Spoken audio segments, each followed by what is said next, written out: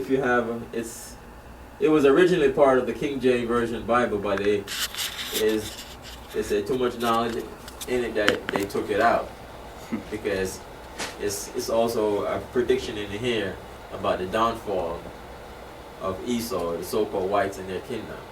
But if you can get this online, the Apocrypha, a red book like this, it comes by itself, it's like about $10-15 for it. You probably get it online on one of those popular websites. Okay. Real quick, let me just do a quick refresh.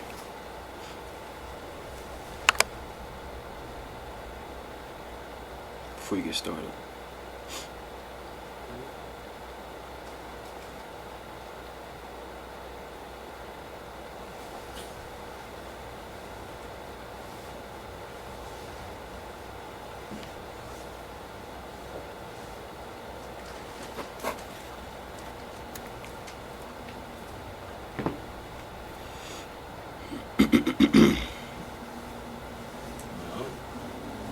I'll let you know.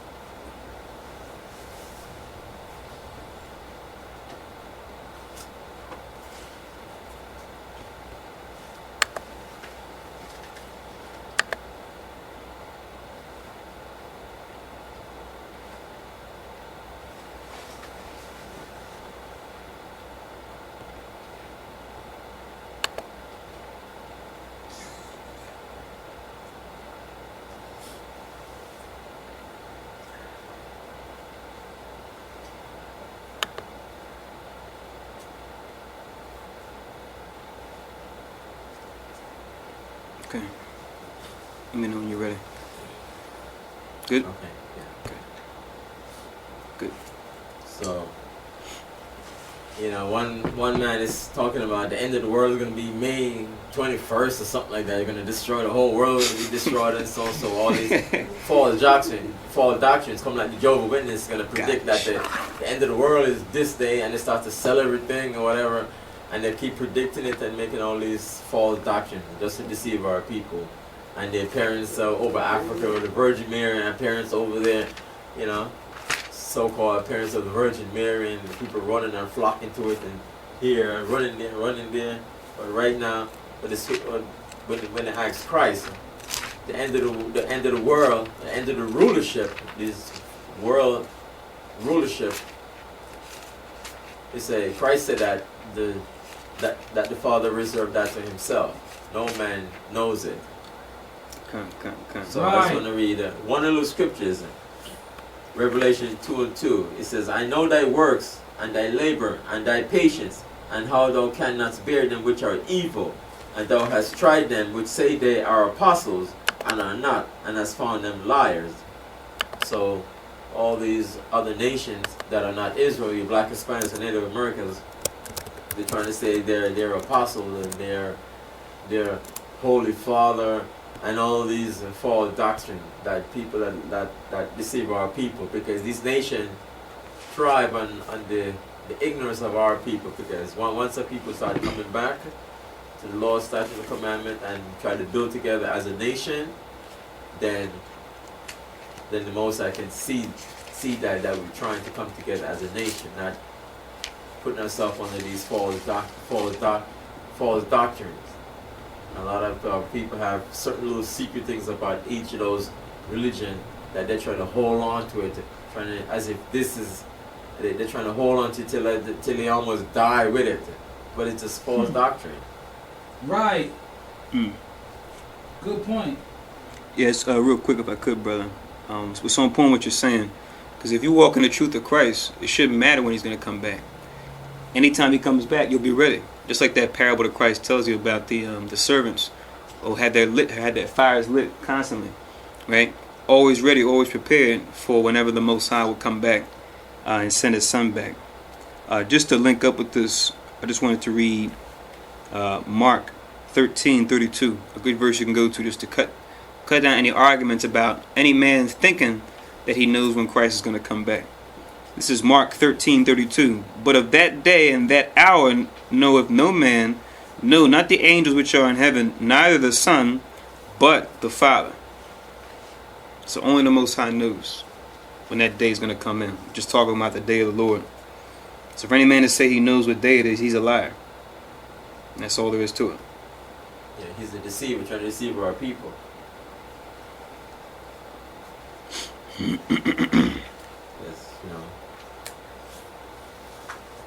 when the Most High is good and ready, he will end. Hold on a second. I'm sorry. It just crashed again. What's going on with this?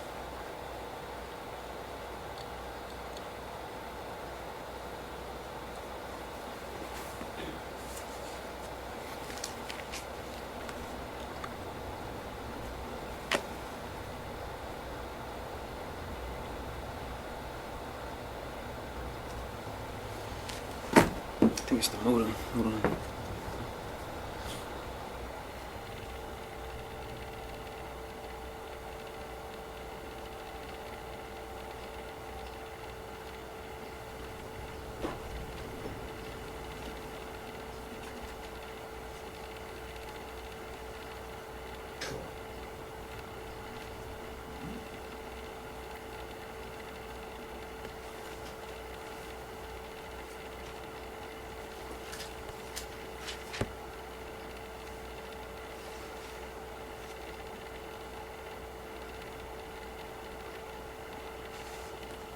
So all these predictions of the end of the world is just the end of rulership.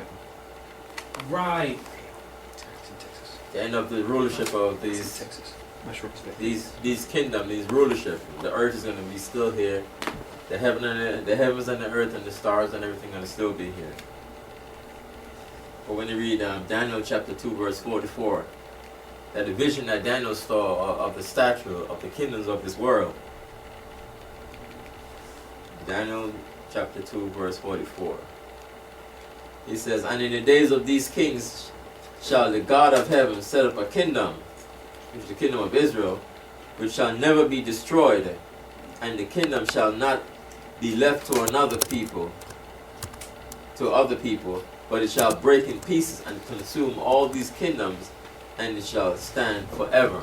So this kingdom under Christ, under God and Christ, and the 12 tribes of Israel are going to stand forever. So the earth is going to be here. So we're reading today Ecclesiasticus chapter 8, verse 8 and 9. So Ecclesiasticus 8:1. He says, strive not with a mighty man, lest thou fall into his hand. So you're gonna, as like our people, gonna strive with somebody who is, powerful, and just say you're gonna strive with him, you're gonna sue him or something like that, and you go to court and he has like 10 lawyers against you. It's a losing battle for you, because you can't win, because he's a mighty man and he's powerful. Or even just regular physical fighting. Physical too, yeah. Just on that level. Yeah, that too. You fall into his hands and he's... In the words of Chris Rock, he said, even as a man, and he's a little man, there's certain places he wouldn't go with another man that's bigger than him. You know what I'm saying? Because he was talking about how you have sisters and they'll just step to men like they could beat a man down or something. You think they could beat the guy down the way they go off? He said, look, as a man, there's certain men I wouldn't even step to. So some sisters are crazy for doing that. Yes, sir. And sometimes I see wrestling and you see a big guy and a little guy. It's like once the big guy hold the little guy, he could just break him right in half. Kind of. I think it's good you brothers touch on when you read the scriptures. When you see might, it can refer to physical might. It also can refer to wealth too. And then of course it can also refer to spiritual power too, as it pertains to the Elohim of the angels.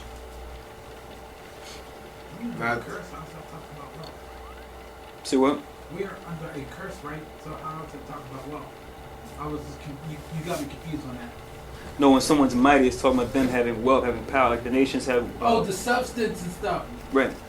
Like riches. Okay, I got you.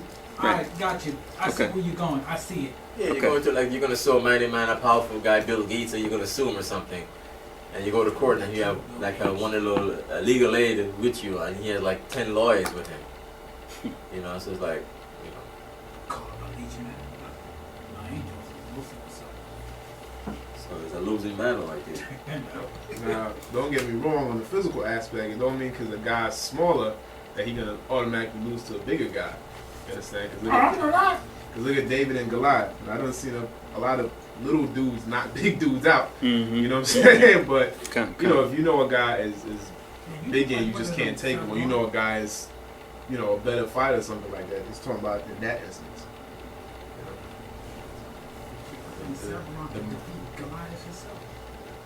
What? I don't know about that. Well, you know, that is like, look at the mighties of David. Even during the time, they killed me. My phone vibrate. They killed, you know, after Goliath was down, they came back and killed Goliath's brother. You know, so they were, you know, they weren't as big as him. So it shows you. Well, right now we're not in the spirit of David, you know, to take down.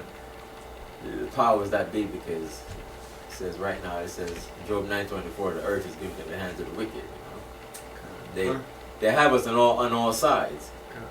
On a rulership level, don't mean you still can't knock a cracker out though. Not saying you should go and do it, but most times with you and you in the back up in the corner. Right. You can't knock a big cracker out. You know, the most I put that spirit on you. Just put it out there. In Philadelphia, whatever, you're trying to find it, and they stayed in here and they like blew up like the whole square block or something. I think while it's not the opted decision to make, if it comes to it, we can defend ourselves. I think that's just pretty much the point that's being made. Yeah. And the Most High will be on our side if we defend ourselves in righteousness. Exactly. When they're coming against us in wickedness, when we're justified in our sayings and doing the right thing. It could be, you know, us retaliating physically, or it could be the Elohim himself coming down and doing something. That could happen even right now in this very day. But the main point is know your limitations. That's the overall gist of that scripture. Verse 2. Be not at variance with a rich man, lest he overweight thee, for gold hath destroyed many, and perverted the heart of kings. Coming again, it's a variance, a disagreement, or dispute. And coming again with dispute, that you're going to dispute with a, you know, with the rich and powerful man out there, because he has a lot of means and how just to defeat you, to get to box you on all sides. Yeah, when I read that, I wanted to ask a question on that. I'm glad that it was read again and I remember the question. Because when I read it, I thought it was talking about, like, say from we use that court thingy. All right, the court thingy.